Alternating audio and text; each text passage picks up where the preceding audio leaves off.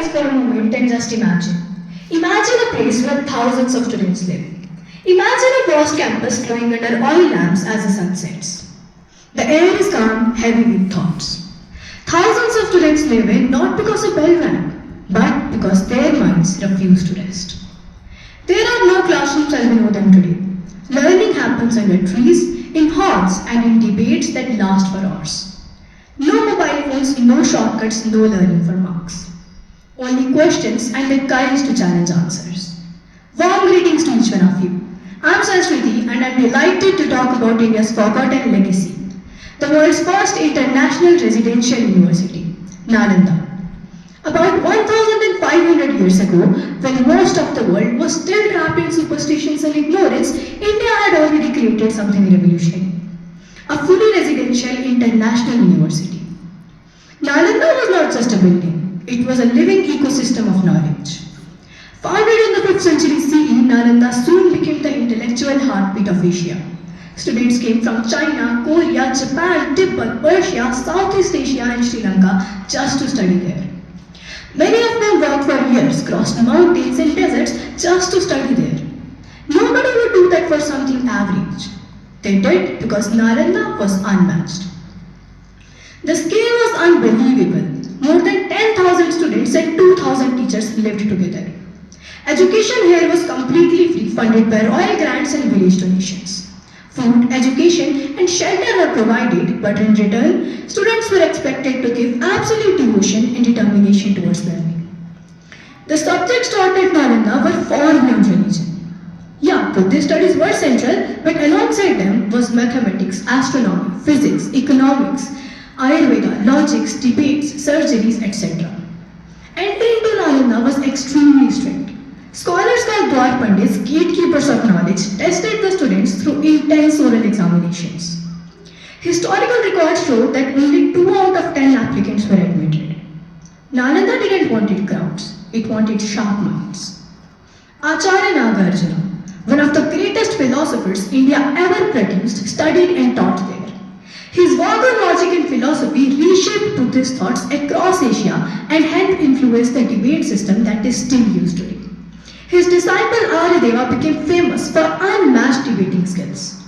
Another legendary man was Dharmapala, a master of logic and philosophy who later became the head of NALANDA and spread its teachings far beyond India. Then there came a Chinese monk scholar Xuanzang. He traveled thousands of kilometers just to study there. He spent years there mastering subjects like logic, medicine and grammar. When he returned to China, he carried hundreds of manuscripts along with him and helped shape the Chinese education system. At the heart of NALANDA stood its pride, a 9-story massive library complex known as Dharmagacha. It consisted of 3 main buildings, Ratnasagar, Ratnadadi and Ratna Sanjata. These buildings held hundreds of handwritten manuscripts about logic, literature, grammar, Ayurveda, etc. Then came the tragedy. In the 12th century, the invading general Bakhtiyar Khilji fell extremely ill. His own physician failed to cure him. Then someone advised him to consult a Hindu Ayurvedic Acharya from Nalanda. Using ancient texts stored in Nalanda's text, Acharya cured him. But instead of gratitude, fear took over him. Khilji believed that these manuscripts held knowledge powerful enough to challenge his authority. He could rule land with power, but knowledge was something he could not control. Out of fear and insecurity, he ordered Nalanda's libraries to be burnt. The fire was so vast that it burned for months. Imagine that, books burning not for days, not for hours, not for weeks, but for months. That is the amount of knowledge humanity lost. Generations of research, thousands of years of thoughts reduced to ashes. Nalanda as a physical institution was completely destroyed. Students were killed, teachers scattered, and the silence took over. But here is the truth invaders never understood. Buildings can be destroyed, knowledge can't. Nalanda had already planted its seeds across Asia. Its method of research, debate, and residential education became the foundation for future universities.